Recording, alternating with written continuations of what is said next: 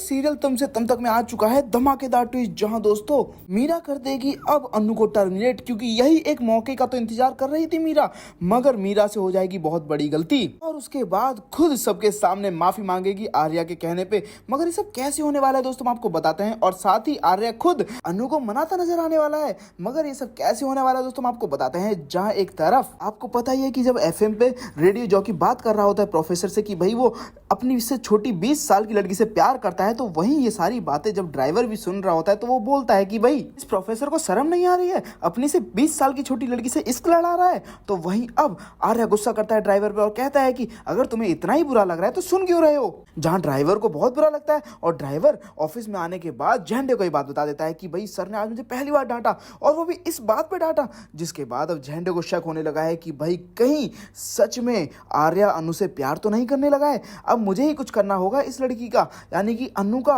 जहां दोस्तों एक तरफ अन्नू गई होती है इन्वेस्टर के साथ सर्वे करने के लिए, तो वहीं अब सभी लोग एक दुकान पे चाय पी रहे होते हैं, जहां पे अब जो रवि नाम का जो इन्वेस्टर होता है वो अपनी टिप्पणी देना शुरू करता है और कहता है कि पता है तुम्हें मीरा मैम जो है वो पहले आर्य सर की पर्सनल सेक्रेटरी थी और इनका चक्कर चल रहा था, इनका अफेयर। जहां पे अब अन्नू को गुस्सा आ जाता है, तो वहीं अब अन्नू डिफेंड करती है मीरा को और कहती है कि आप कैसे कर सकते हो ऐसे किसी लड़की के कैरेक्टर को जज, आप यहाँ पे साड़ियाँ जज करने आए हो तो साड़ियाँ जज करो ना, आप किसी लड़की के कैरेक्टर को जज करके बीच मार्केट में क्यों छाल रहे हो, उसकी इज्जत क्यों छाल रहे हो। जहां पे अब रवि बोलने लगता है कि मैंने तुम्हारे बारे में थोड़ी ना कुछ बात की है, मैंने तुम्हारे बारे में थोड़ी ना कुछ बोला है, तुम्हें क्यों इतना बुरा लग रहा है। जहां पे अब अन्नू कहती है कि आप किसी भी लड़की के बारे में बात कर रहे हो मैं तो उसका साथ दूंगी ना, अगर मीरा मैम यहाँ नहीं है तो आप उनके कैरेक्टर को लेके इस तरीके से कैसे बोल सकते हो, आपकी हिम्मत कैसी हुई, आप यहाँ पे दुकानों का सर्वे करने आए तो दुकानों का सर्वे करो ना, किसी लड़की के कैरेक्टर को क्यों जज कर रहे हो। जहां पे भाई मीरा के लिए स्टैंड लेती है अन्नू, तो वहीं अब रवि नाम का जो इन्वेस्टर होता है उसे बहुत बुरा लगता है और कहता है कि तुम्हें तमीज नहीं है इन्वेस्टर से बात करने की, और वो मीरा को फोन कर देता है। जहां बाकी की जो इन्वेस्टर होते हैं वो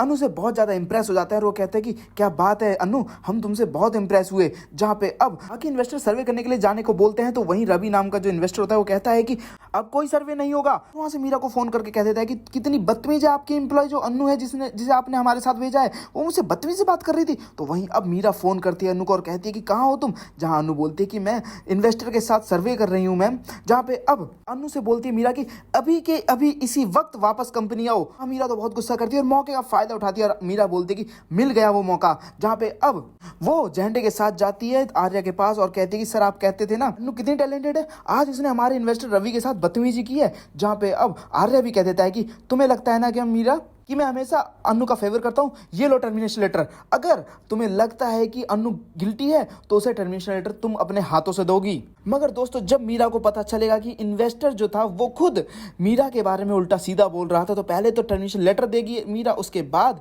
खुद सॉरी बोलेगी सभी लोगों के सामने, और उसके बाद इन्वेस्टर का क्या करने वाला है भाई आर्या, आपको क्या लगता है? हमें कमेंट करके जो बताएं कि आप लोग चाहते हैं कि आर्या इन्वेस्टर को पीटे पीटे, नो इफ बट ओनली भटाभट। तो हमें ज्यादा कमेंट करके जो बताएं, और साथ ही सीरियल से लेटेस्ट अपडेट लेने के लिए हमारे चैनल को सब्सक्राइब करना ना भूलें।